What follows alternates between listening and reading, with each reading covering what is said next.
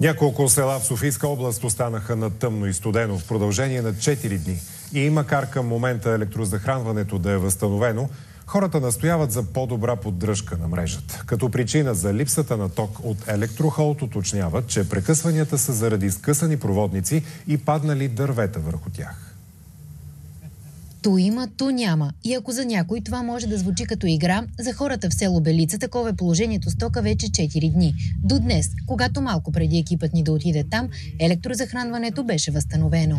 Малко да духне вятър, малко да падне сняг и ние оставаме без ток. Добре дошли 21 век. 6 часа като се стъмни с децата, гледаме да сме заредили раниците за училище за детска, да сме оправили бебето и така нищо не правим. Лягаме си рано, ставаме потъмно, с едни свещи се разкарваме напред-назад. През последните 31 дни в 8 от тях са били на тъмно. Проблемите с тока не са само с прекъсването, но и с напрежението, смятат хората. Главната поддръжка, като има, няма да има такива проблеми. Кога стане някоя такава голяма авария, да поизчистят малко дървета. Падне дървото, къса жиците и вече няма. Става аварията, стълбове се чупат. Защо не ги разчистват тези дървета? Защо не се сменят стълбовете? Хората от селото са подавали жалби до Електрохолд, до енергийния министър, до омбудсмана. Това, че не се отбелязва на сайта, е голям проблем, защото, примерно, министъра на енергетиката не знае, че аз нямам ток от петък. Той си мисли, че аз нямам ток от 5 минути, когато за последно дойде и после пак спря. Жители на Панчарево, Бистрица, Драгалевци, Симеоново, Владая и Пернишки села внесоха колективна жалба срещу електроразпределителното дружество. Също се оплакват от често прекъсване на тока.